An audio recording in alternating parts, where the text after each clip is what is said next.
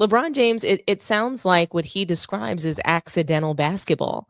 That's the kind of basketball that Kobe, the real basketball savant, the real IQ, the basketball IQ that we really want to see and learn from and hear from, whether it was during his career or post retirement. Like I really appreciate the way that Kobe Bryant speaks about the game and just his intelligence surrounding it. And I think that that is not given enough credit. And I think that we erroneously talk about LeBron James's IQ when he can barely speak like a declarative sentence or, get out. He could barely remember this story that he was fed. Rich Paul clearly told him to say this. I mean, he's trying to remember it. He's stumbling, fumbling over what he's trying to say. I never believe anything that he says. I never do. And I just think it's really interesting because he's doing this mind the game, trying to it's almost like he's trying to one up Kobe's details, and it's just not happening. Kobe Bryant was just so intelligent about basketball. The way you can tell how much he loved it. You can tell how much he remembers everything. He was not only a historian, but I mean, he could tell you anything. He could break down every single play. He's a guy that really knows what teams were going to do, what they were supposed to do. He knows what the right play is, not LeBron James. And it's no coincidence that another story came out surrounding Kobe Bryant and LeBron James, and that was the Redeem Team. And I thought that that was really an interesting story that's resurfacing. So this is nothing new that Coach K wanted to leave LeBron James off of the 2008 Redeem Team. But what's happening is the media is basically turning against LeBron James. They want to expose him. With Michael Jordan coming back next year to, NBA on NBC, they want to expose LeBron James. That's clear to me. I think it's clear to other people as well. They're turning on him. They are clearly picking a side, and they want to continue to make sure that people don't even think for a second that LeBron James is the GOAT, because he's not. The GOAT to be left off the 2008 Redeem Team after just winning a bronze medal. And guys, again, this is not a news story, but for some reason, this is resurfacing. Basketball Network resurfaced this story. And this all stems from the original story is Brian Windhorst wrote about this. He wrote about it in 2010. He wrote an article exposing LeBron James for being immature and, kind of growing out of that. And here's this is the article from Basketball Network where they're resurfacing it. I'll share some of it with you guys and then we'll react. So, oops, this is not where it starts. Here we go. So the article starts on Basketball Network and they say they could no longer let his bossy and belittling act go unchecked. Team USA didn't want LeBron James for 2008 Olympics in Beijing. Team USA was all in on Kobe and eager to ditch LeBron. They were determined to reclaim its dominance and pride heading into the 2008 Beijing Olympics. The team officials were confident they could assemble a much better group than the squad that failed to reach the gold in the 2004 Olympics in Athens.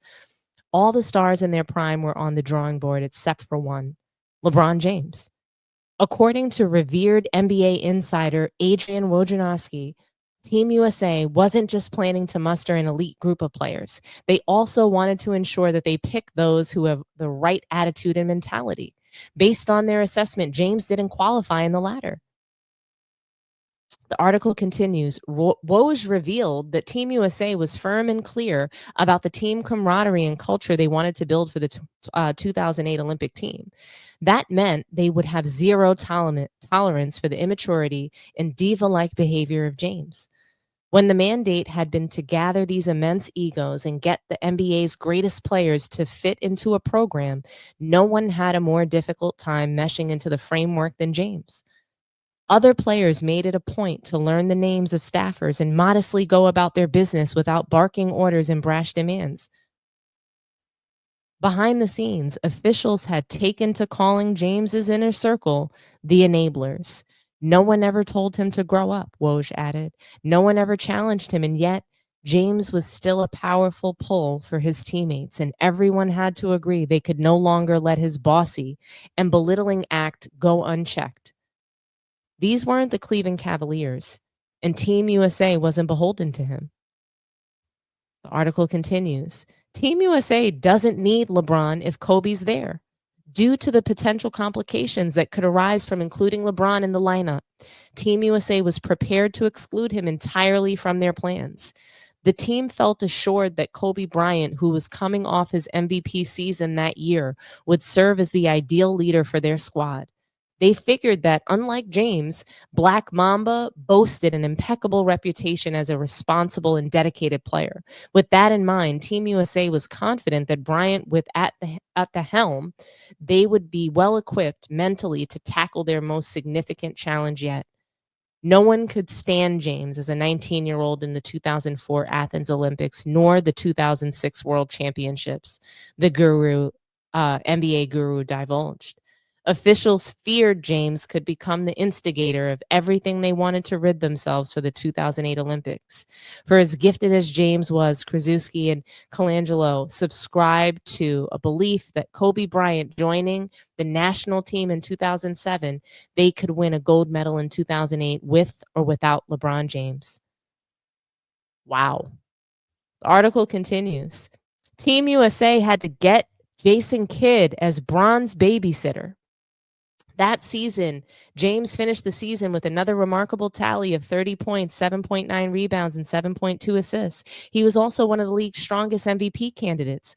After acknowledging how the then Cleveland Cavaliers star could contribute significantly to the team, Team USA came up with a possible resolution for his oncoming behavior. The committee linked up with Nike, James' major shoe sponsor. On Team USA's behalf, Nike discussed the issue with King James and gave him a stern ultimatum. Moreover, Team USA reached out to seasoned veteran point guard Jason Kidd, entrusting him with a pivotal side task. They recognized that with Kidd's extensive experience and basketball acumen, he could groom LeBron on his journey to becoming a mature and admirable player. Very interesting to me. Before Team USA gathered for the 2007 Tournament of the Americas in Las Vegas, an unmistakable message had been delivered to James through Nike. Unless you change, we're serious about leaving you home. Through Nike, James ultimately heeded the message and became more tolerable to coaches, teammates, and staff. Team USA assigned Jason Kidd to babysit him at the Tournament of the Americas in 2007 to try to teach him something the Cavaliers never had a veteran to do: professionalism. The article continues. Finally, LeBron makes it. Eventually, Team USA recognized a significant improvement in LeBron's character and demeanor. His progress and positive transformation led the committee to make the crucial decision to include him in the official roster for the nation's 2008 Olympic team, better known as the Redeem Team. During the tournament, James did not disappoint. He emerged as one of the team's best performers, showcasing his exceptional all-around game on full display on the international stage. By the end of the campaign, James logged an impressive tally of 15.5 points, 5.3 rebounds, 3.8 assists, and 2.4 steals per game. Alongside Kobe, Carmelo Anthony, and Dwayne Wade, LeBron helped bring the gold back to the U.S. after beating Spain in a thrilling final match. In retrospect, it became clear that having LeBron on the lineup was the right move for Team USA. But was it? Just joking. Seriously, guys, it's not surprising that anybody would think or say that we don't need you, LeBron. Why? No need to redeem. Don't come back. We don't need you to redeem yourself. Stay right where you're at. But it reminds me of the posse comments that Phil Jackson made, because that was made out to be, racist and other things. But, he was walking around with his entourage that wasn't helping him. They were enabling him to have bad behaviors, treating staff poorly. I mean, I wonder if he called them peasants too. But it's not surprising that, again, Kobe Bryant, a guy that came into the league very humbly at 18 years old, uh, he faced adversity too, and he faced much worse adversity than LeBron James did. So I think that it's interesting that he's yet the person that Coach K wanted. I think it's interesting that the NBA shunned him for LeBron James. They pushed down Kobe Bryant's stardom. They elevated and promoted LeBron James over Kobe Bryant, yet he's the leader that they wanted for the Redeem Team. He's the person that they wanted to bring them back to glory, to gold, because LeBron James, his behavior, his unwillingness to play real team basketball and to play his rightful position, I think it hinders team basketball. It hinders Olympic play. That's why we saw him at 40 years old. They had to play in the LeBron system in the Olympics. And so many of those players they couldn't get activated. They were not fully unleashed. I mean, Steph Curry looked like pure shit playing next to LeBron. Right? So, it's no surprise that Coach K, Nike had to go to him and say, "Hey, get your shit together. This isn't going to fly." Coach K was just like, "Hey, I'm good, love, enjoy. We don't need you. We don't need you. No need to redeem. We're good." But I'm sure that LeBron James wound up being forced onto the Redeem Team, obviously by Nike. Nike went and threatened him and tried to scare him, but they probably were never going to leave him off of the team. Nike was likely always going to force him on that Redeem Team. There was just no way. But guys, I mean, I like LeBron James should have been left off of the Olympics team just the same way he's been left out of this playoffs. Oh my gosh, it is so much better watching an NBA Finals without LeBron James.